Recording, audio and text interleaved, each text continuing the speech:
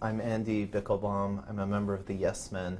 And what we do is we get ourselves invited to corporate conferences as people were not. And we give presentations that we kind of intend to shock people at these conferences. But very often they just kind of sit there and listen happily. We've been to conferences as the World Trade Organization, as Exxon, as Halliburton, as the US federal government, etc. And we've been to all kinds of conferences, including one of Canada's largest oil conferences in Calgary, Alberta, for example. We were there about a year ago, and there were about 30,000 people at this conference, huge oil conference.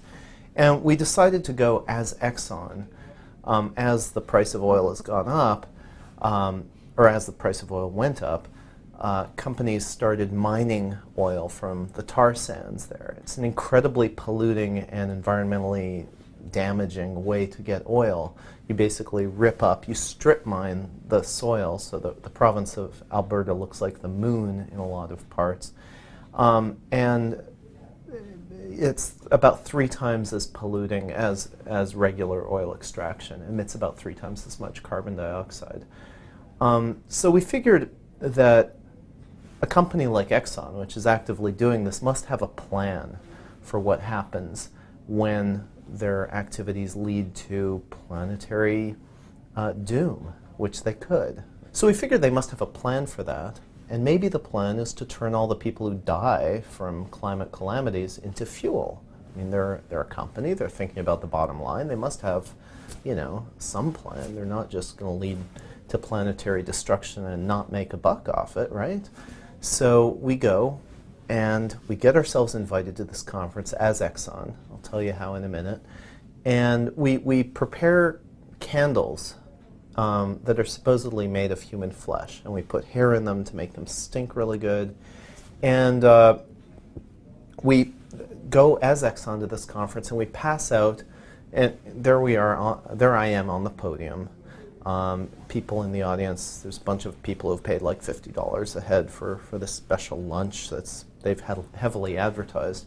We contact them. We say, we've got a great speaker for you. We're a PR agency. We pretend to be a big PR agency. We say, we have a great speaker for your conference. He happens to be the ex-CEO of Exxon, Lee Raymond, very famous man. I'm sure he'll do wonders for your conference, and they're absolutely thrilled. We also tell them to keep the lid on it, not to tell anyone, because there's a small chance that he might not be able to make it. Very busy man, constantly advising the president. So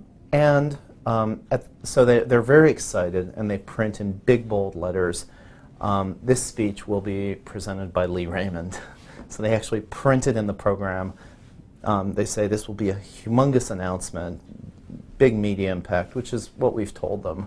But we told them not to mention Lee Raymond. They went ahead and did it anyways, and we were terrified that Lee Raymond was going to hear about it, or that Exxon or somebody was going to hear about it and tell them, well, no, Lee Raymond is not planning to go to Calgary. But it didn't happen. So we showed up.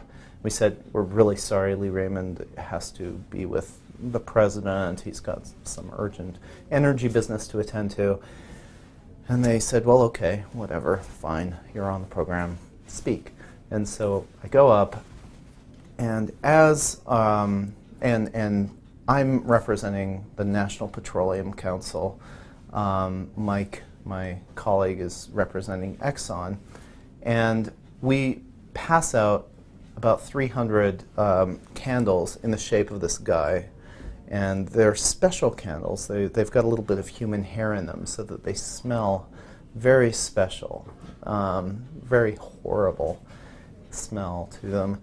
And he passes them out, and I'm announcing, well, our solution at Exxon, in case of climate change, in case things get really bad, is, we're a company, we're thinking of the bottom line. Yes, climate change could become disastrous. It could be horrible for all of us, but don't worry, we have a solution. Billions of people may die, we will be ready to turn them into fuel. It was couched in this corporatese kind of language, but you look at the speech, and the speech is printed. You can see it online. It says that. I mean, and then to make it absolutely clear, we pass out these candles, and then we say this is in tribute to a man who gave his life, who well, he was going to die, but he generously offered his body as a test subject for a program in dealing with climate change. And then on the screen appears a tribute video to this guy, Reggie Watts, an Exxon janitor who, because of his exposure to various things, died of cancer or something, and generously offered his body to this program. And he says on camera to the audience, I'd like to be a candle. I think I would like to be a candle. And these people are holding a candle which is shaped just like him. You look at it and it's him. It's like he's got a big afro.